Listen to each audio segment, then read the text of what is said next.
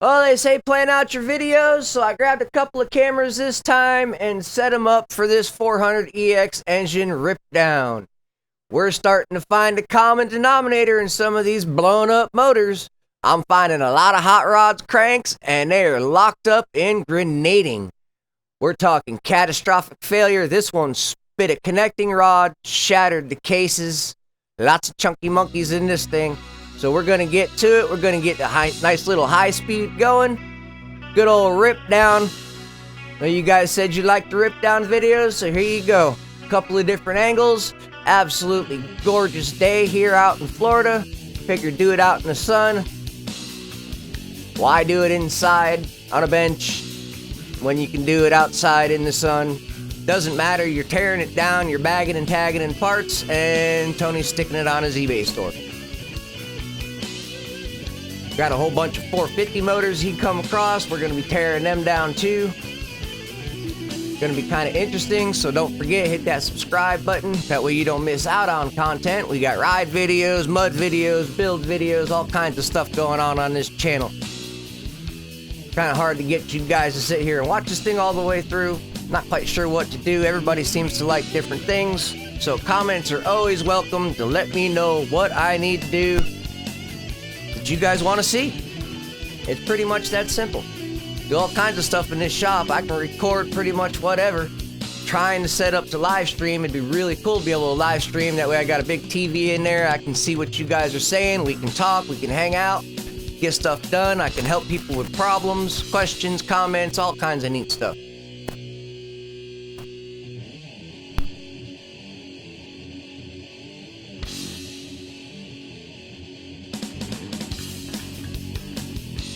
These motor teardowns are pretty basic and straight to the point. Keep pulling stuff off until you got nothing left to pull off. The damage, on the other hand, sometimes it's shocking because you never know really what you're going to get into. I knew the rod wasn't there. We've got the rod in hand. But man, did not expect the cases to be like they were. I was hoping they were salvageable.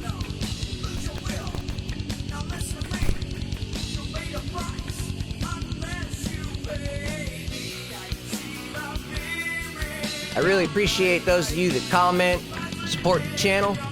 You guys that sit down and watch the content and enjoy what's going on. Really, really appreciate it. You mean the world to me. Helps out the channel so much. I've really got to figure out how to get these thumbnails so that people actually click on them because I've got such a low thumbnail click rate. That's on me. So if you guys aren't seeing the content, if you interact with the content, it will show you more content. That's pretty much how these algorithms are working these days. The more interactions with the content you give, the more content YouTube will give you from that creator. If you click on the video, you don't like it, you skip away, you might not see stuff from that guy again.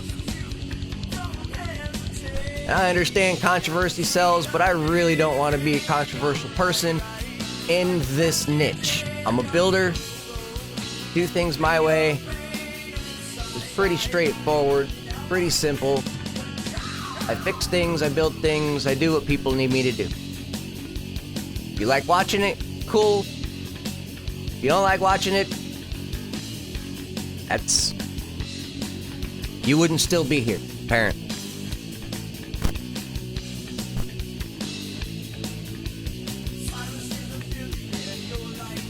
We are going to be getting some more ride videos. The track's getting a little grassy. Springtime's here, so everything's starting to grow again.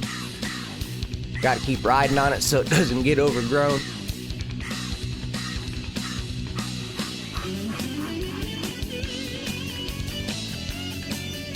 Had a couple of people comment, you riding customers' bikes like that. And there was a Banshee video I put out where I was test riding on the back motocross track.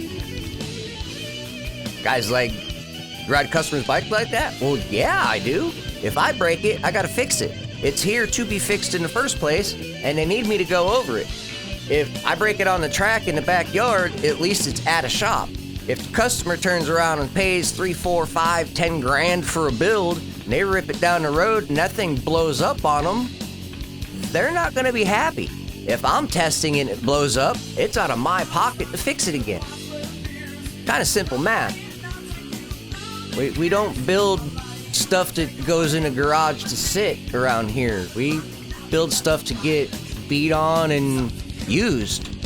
You're not jumping it and you're not breaking it. You're not riding it really that hard. A lot of people saying, hey, I've got 200, 300 hours on my motor. Well, good, but how hard are you riding it? And that's over how long?